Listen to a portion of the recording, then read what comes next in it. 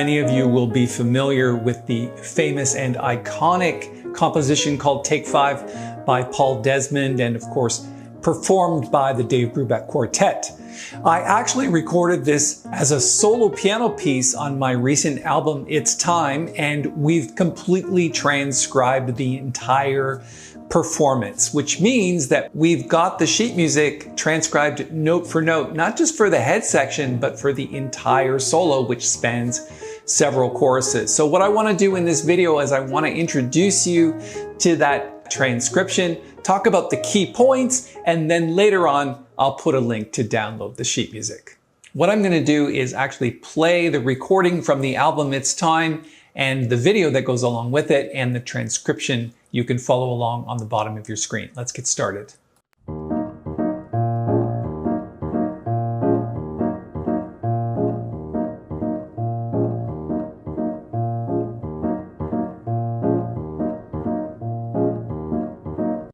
Let's display the sheet music for the beginning of the tune. Of course, you've got this 5/4 riff. I think the most important thing about that is that you're alternating the hands. So the left hand plays the E flat and the chord in the right, and then you swap hands back and forth.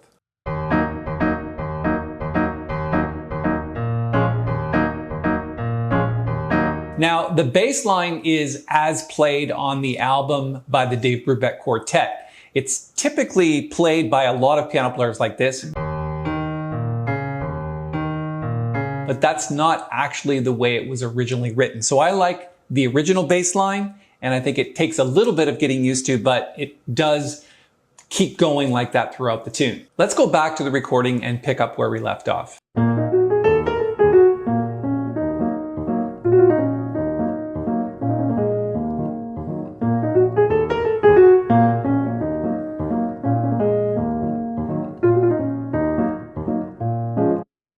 I think the most important thing about this first A section and playing it solo piano is not just to keep that bass line going, but take a look at the second bar of the second line. That would be bar 10. You have to hold the top note. So when you finish the riff, you have to hold the top note with your fourth finger and then play the other two notes at the bottom with your first finger and second finger.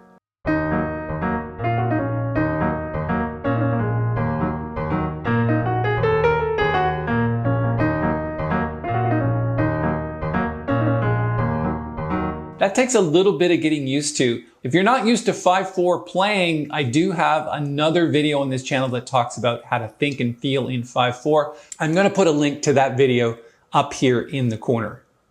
All right, let's keep going with the recording, and now we're heading into the bridge.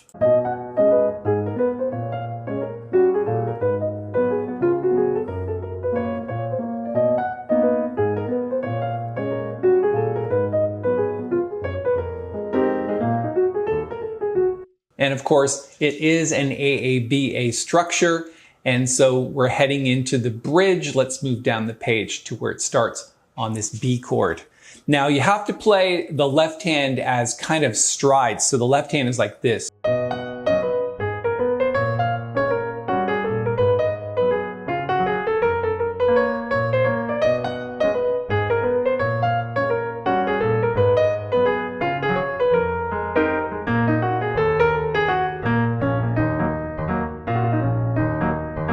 I think the interesting thing about the left hand here is it doesn't always play the root and then the chord. Sometimes it plays the chord before the root. So if you take a look at the second bar, you've got your B flat minor 7, and then you play the chord for E flat 7, and then the bass note. Okay, so that's interesting. Okay, you kind of alternate between the two. All right, let's go back to the recording and pick up where we left off.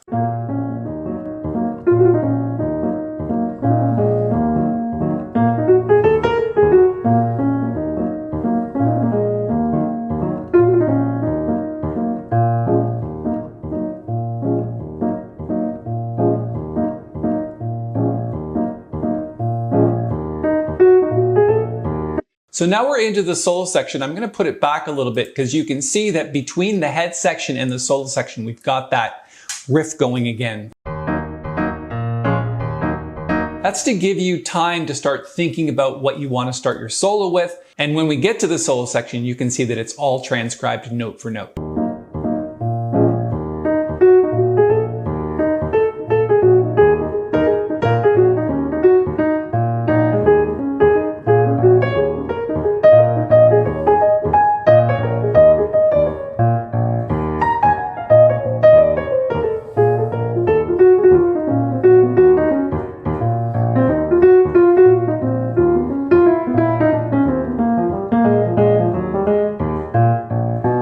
Now, in this solo, what I do is I play the AABA structure. A lot of people do not solo over the bridge. So I think if you're going to download this transcription, it's really good for learning how to play over the changes. We don't just stick to that E flat minor, B flat 7 riff. We actually play the changes from the bridge. Let's listen to that.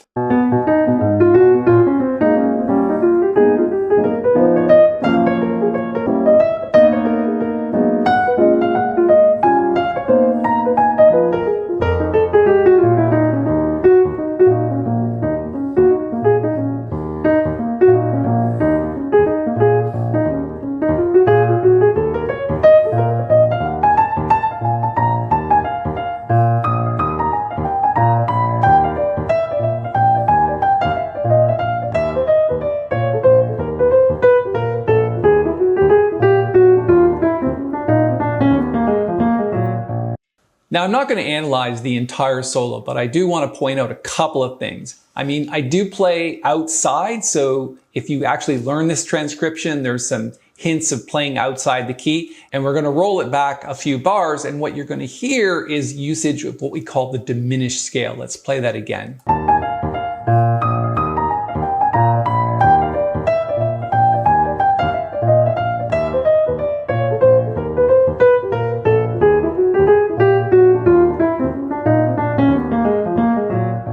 It makes a really, really nice sound, and all I'm doing is playing patterns over the diminished scale. Let's keep going a little bit.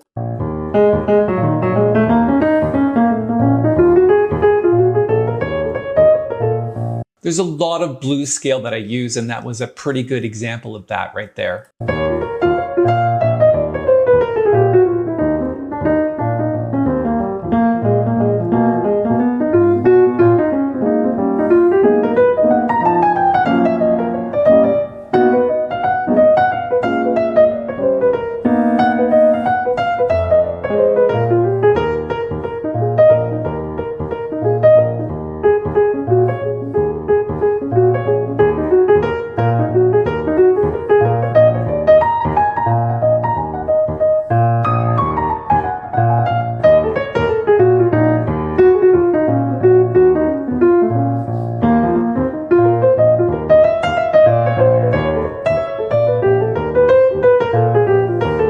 There, again, you can hear me playing outside the key a little bit. It's really nice when you can do that. It adds an extra dimension and an extra sound to the solo section.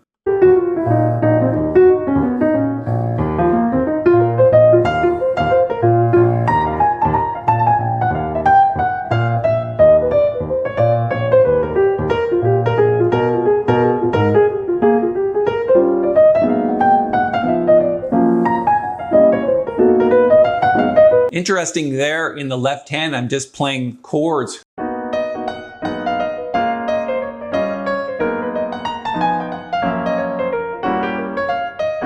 It's nice to switch it up from playing that sort of left hand stride where you're playing the bass note, then playing the chord.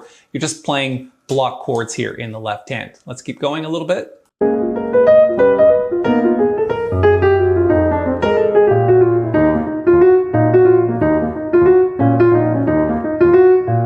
It's nice there when you're not really playing lines, you're playing these little patterns. Okay, yeah, it's just a nice break from all those lines that we're playing, just to play a little motif like that.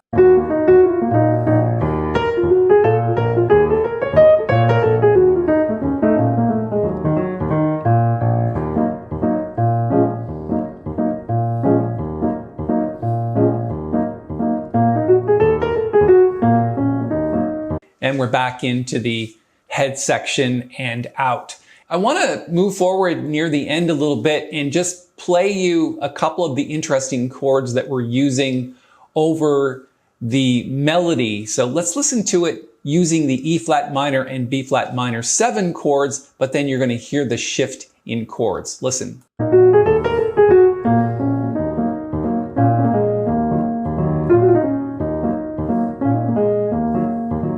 Right here.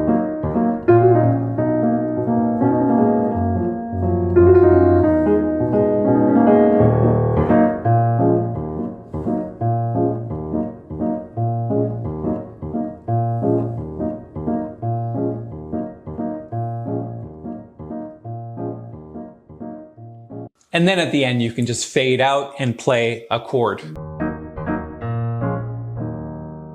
Or any ending that you want to use. I just kind of left it open for your interpretation. On the album, it's just essentially a fade out. Let's take a look at those chords again. At first, it's E flat minor to B flat minor 7, but then it changes.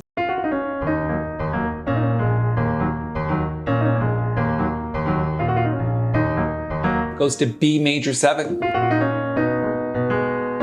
To G flat major 7, to E major 7, to E flat minor.